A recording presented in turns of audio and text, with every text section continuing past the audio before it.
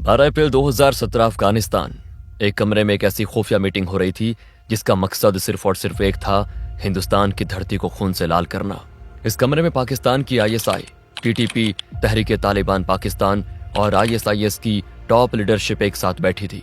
कमरे के बीचों बीच बैठा था मौलवी हबीबुर रहमान, टीटीपी का पूर्व कमांडर जो हाल ही में आईएसआईएस में शामिल हुआ था। यह आदमी पाकिस्तान आर्मी का खास मोहरा था और सीआईए की मोस्ट वांटेड लिस्ट में टॉप पर था। मीटिंग लगभग 5 घंटे तक चलती रही और इस कमरे के कोने में चुपचाप खड़ा था शाहिद मोमिनुल्लाह।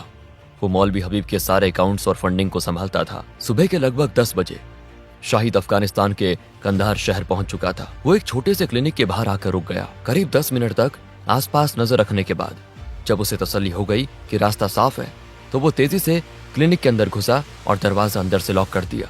शाहिद ने सीधा अपनी जेब में हाथ डाला और 5 अफगानी नोट निकालकर डॉक्टर की टेबल पर रख दिए। दोनों के बीच एक शब्द नहीं बोला गया। शाहिद तुरंत पलटा और क्लिनिक से बाहर आ गया। घर जाकर डॉक्टर ने वो 5 नोट निकाले और मैग्नीफाइंग ग्लास से नोट को देखने लगा। साधारण से दिखने वाले उन नोट्स पर पेंसिल से लिखे छोटे छोटे अक्षर उभरने लगे। ये कोई आम अक्षर नहीं थे, ये फारसी भाषा में लिखा एक हाईली कॉम्प्लेक्स कोडेड मैसेज था। लगभग 40 मिनट की कड़ी मेहनत के बाद डॉक्टर ने उस कोड को डिकोड किया। एक सफेद कागज पर उसने उस मैसेज का असली मतलब लिखा। इस साल दिल्ली में मैच खेलने का प्लान है। खिलाड़ी दिल्ली या आसपास के किसी इंजीनियरिंग कॉलेज में एडमिशन ले चुका है। इस डॉक्टर ने अगले ही पल एक सैटेलाइट फोन निकाला और ये मैसेज सीधा 1200 किलोमीटर दूर भेजा। शाहिद कोई पाकिस्तानी आतंकी नहीं, बल्कि पिछले 7 सालों से आईएसआई के अंदर सांप की तरह कुंडली मार कर बैठा रॉ का अंडरकवर एजेंट था, एजेंट सूरी।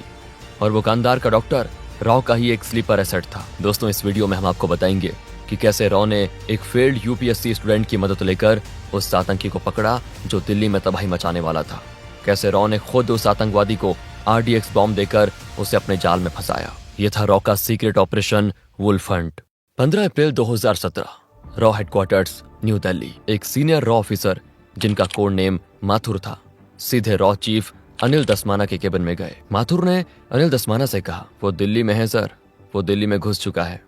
अनिल दसमाना ने पूछा, कौन दिल्ली में है? माथुर ने कहा, सर, अफगानिस्तान में बैठे मेरे डीप कवर खबरियों ने एक रिपोर्ट भेजी है।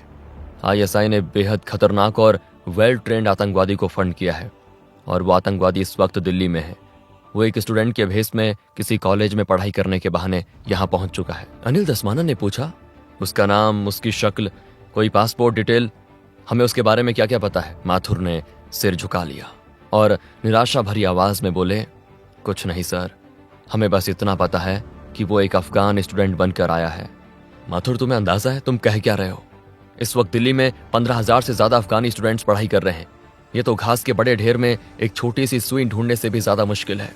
मैं जानता हूं सर, पर अगर हमने उसको जल्दी नहीं पकड़ा तो वो अपने नापाक मंसूबों में कामयाब हो जाएगा और हमारी राजधानी लाशों के ढेर में तब्दील हो जाएगी। आज और अभी से रॉ की सबसे टॉप प्रायोरिटी इस आतंकवादी को ढूंढना है।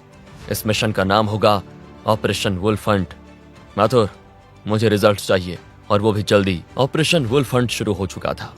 माथुर लगातार 48 घंटे तक बिना सोए अपने ऑपरेशन रूम में व्हाइट बोर्ड के सामने खड़े सोच रहे थे।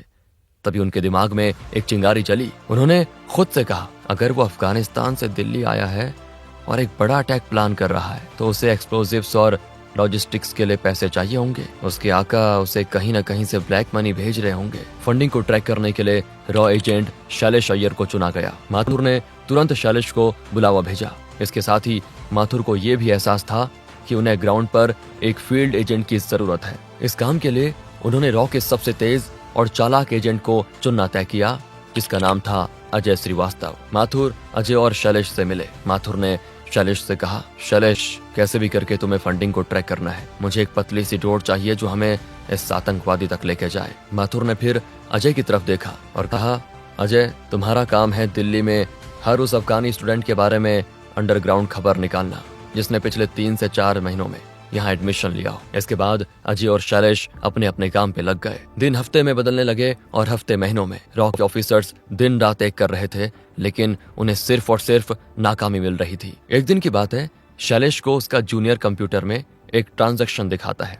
सर, इस एंट्री को देखिए, मार्च 2017 में एक साथ $60,000 अफगानिस्तान के एक बेहद छोटे और पिछड़े हुए पहाड़ी गांव में ट्रांसफर किए गए हैं। शैलेश समझ गए कि उन्हें वो पतली सी डोर मिल गई है। जब टेक्निकल टीम ने उस बैंक अकाउंट को रिवर्स ट्रैक किया तो पता चला कि ये ट्रांजैक्शन दुबई में रजिस्टर एक शेल कंपनी ने किया है। ये एक ऐसी कंपनी थी जिसका वजूद सिर्फ कागजों पे था, पर इसका कोई ऑफिस नहीं था। शैलेश ने बिना वक्त जाया किए दुबई में बैठे रॉ के अपने सबसे खास अंडरकवर ऑपरेटिव रॉबिन को एक एनक्रिप्टेड मैसेज भेजा। रॉबिन पिछले 12 सालों से दुबई में एक बिजनेसमैन के रूप में अपनी असली पहचान छुपा के रह रहा था। रॉबिन अपने सोर्सेस और दुबई पुलिस के अंदर बैठे अपने खबरियों के जरिए एक हफ्ते के अंदर उस कंपनी के मालिक तक पहुंच गया। उस इंसान का नाम था अल बुखारी। जब रॉबिन ने बुखारी के बारे में इंटेल गैदर करना शुरू किया तो पता चला कि अल बुखारी पिछले 10 सालों से दुबई के आलीशान शहर में एक इज्जतदार व्यापारी का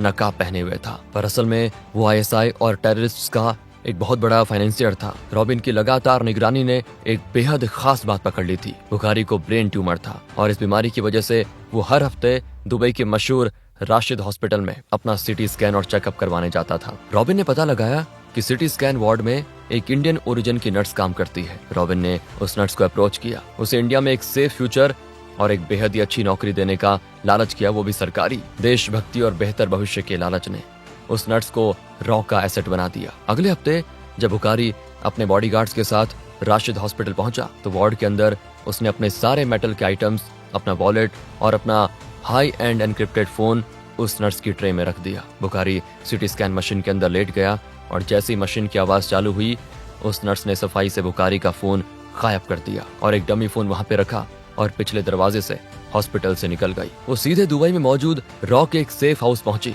जहां रॉबिन उसका इंतजार कर रहा था। अगले 24 घंटे के अंदर वो फोन रॉ हेडक्वार्टर्स दिल्ली में शैलेश की टेबल तक पहुंच गया। ये फोन किसी सोने की खान से कम नहीं था उस समय। रॉ की टैक टीम ने उस एनक्रिप्टेड फोन को अनलॉक किया। शैलेश और उनकी टीम ने हर एक टेक्स्ट मैसेज, हर एक कॉल लॉग और एनक्रिप्टेड व्हाट्सएप चैट को छान मारा। इन चैट से एक बात बिल्कुल साफ हो गई थी, वो अफगानी आतंकवादी नोएडा के एक मशहूर इंजीनियरिंग कॉलेज में एक टेक्निकल कोर्स में एडमिशन ले चुका था। लेकिन किस्मत यहाँ भी रॉ के साथ लुका छुपी खेल रही थी। इन सारे चैट्स में उस आतंकवादी का असली नाम कहीं भी जिक्र नहीं किया गया था, उसे सिर्फ कोर्ट्स में बुलाया जा रहा था। लेकिन शैलेश ने हार नहीं मानी। उन्होंने उस फोन में मिले उन सभी नंबर्स को जिन पर बुखारी बात करता था लगातार सर्विलेंस और इंटरसेप्शन पे लगा दिया। 15 सितंबर 2017 आधी रात को शैलेश के जूनियर ने उसे कॉल किया।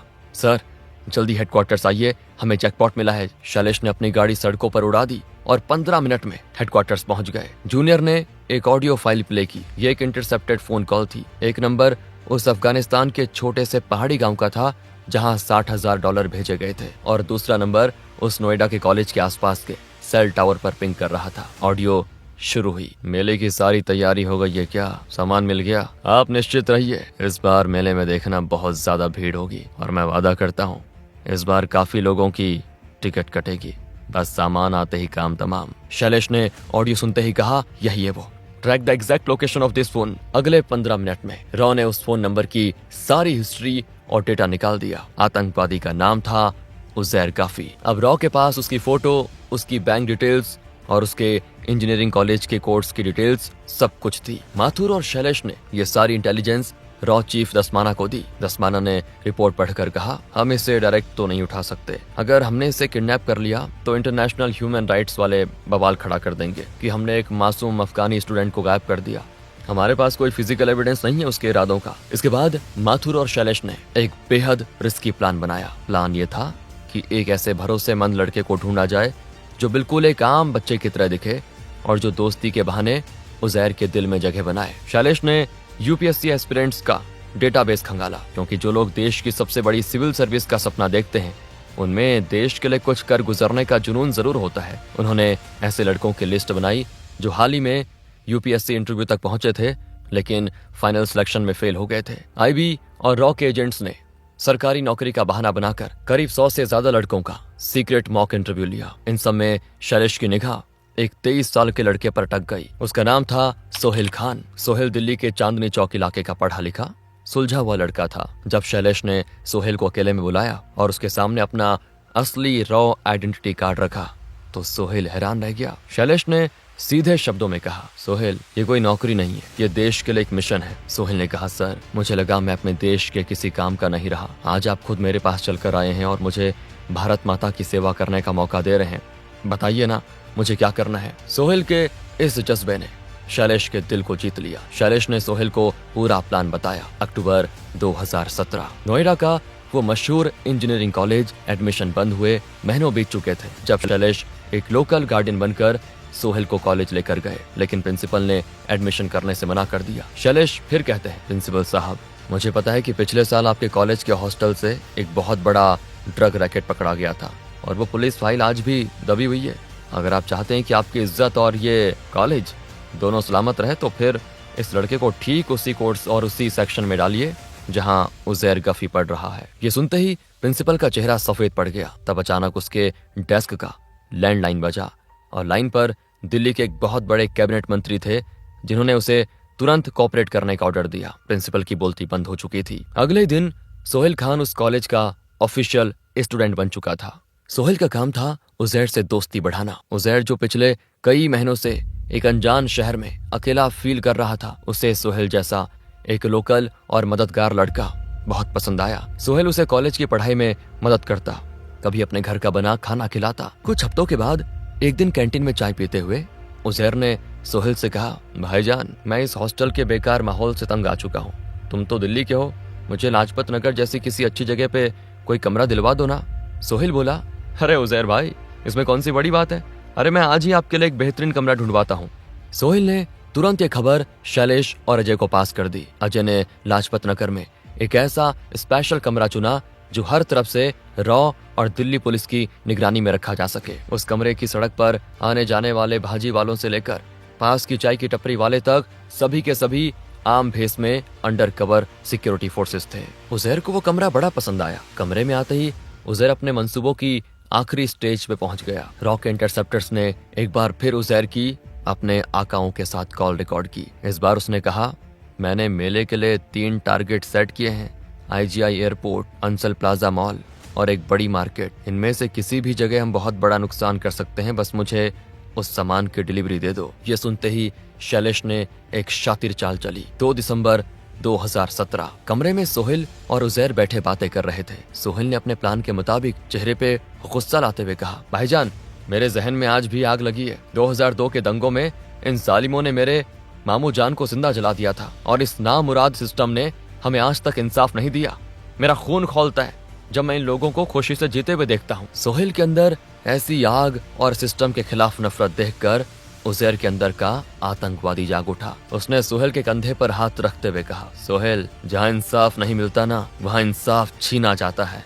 खून का बदला सिर्फ खून से लिया जाता है। अगर तुम्हारे अंदर थोड़ी सी भी हिम्मत है तो तुम मुझे बस कहीं से बॉम्ब का इंतजाम करवा दो। बदला कैसे लेना है वो मैं तुम्हें दिखाऊंगा। सोहेल ने हैरानी का नाटक करते हुए कहा, भाईजान मैं बॉम्ब कहाँ से लाऊंगा? हाँ मेरा एक चाचा है, वो पुरानी दिल्ली में कुछ ऐसे अंडरवर्ल्ड के लोगों को जानते हैं जो ये सब स्मगलिंग करते हैं। मैं उनसे बात करके देखता हूँ। मछली पूरी तरह कांटे में फंस चुकी थी। सोहेल वहां से निकला और शैलेश को ये खबर देता है। शैलेश ने सीधा DRDO के टॉप मिलिट्री साइंटिस्ट्स को कॉल किया। उन्होंने DRDO से स्पेशली एक RDX बॉम्ब बनाने को कहा। कुछ ही दिनों में वो बॉम्ब रॉ के पास पहुंच गया। 12 दिसंबर 2017 सुबह का वक्त था। दिल्ली के खुफिया सेफ हाउस में शैलेश, अजय और सोहेल तीनों मौजूद थे। शैलेश ने एक काले रंग का भारी स्पोर्ट बैग सोहेल के हाथ में दिया। बैग को लेकर सोहेल उजैर के कमरे की तरफ बढ़ रहा था। उसके ठीक पीछे थोड़ी दूरी पर अजय और 30 से ज्यादा दिल्ली पुलिस के black cat commandos civil dress में पूरे इलाके को घेर चुके थे। जैसे ही सोहेल कमरे में घुसा उजैर की आंखें बैग पर टिक गई। सामान लाया? उजैर ने बेसब्री से पूछा। सोहेल ने कांपते हुए हाथ से बैग मेज पे रखा। उजैर ने बैग खोला और वो एक्सप्लोजिव देखकर खुश हो गया। उजैर ने उस बॉम्ब को बाहर निकाला और उसे चेक करने के लिए तुरंत बाथरूम की तरफ गया। सोहेल पलक झपकते ही कमरे के दरवाजे से बाहर निकल गया। सोहेल के बाहर आते ही अजय ने इशारा किया और कमांडोज ने कमरे में धावा बोल दिया। लेकिन उजैर एक ट्रेंड आतंकवादी था। उसने बाथरूम की खिड़की से कमांडोज को देख लिया था। जैसे ही कमांडोज दरवाजे से घुसे उजैर बाथरूम की छोटी सी खिड़की का शीशा तोड़कर उस बैग के साथ कूद गया और अजय जो दरवाजे पर थे उन्होंने चिल्लाकर कहा, अरे वो भाग गया, उसे पीछे से पकड़ो। लाजपत नगर की वो भूल भुलैया जैसी गलियां, उजैर दीवारों को फांदता हुआ, लोगों को धक्का देता हुआ आगे बढ़ रहा था। उजैर एक अंडर कंस्ट्रक्शन घर में घुस गया। अजय और उसके कमांडोज ने उस घर को चारों तरफ से घेर लिया। जैसे ही वो अंदर घुसे, उन्होंने देखा कि उजैर का अंगूठा उस डेटोनेटर के बटन पे था।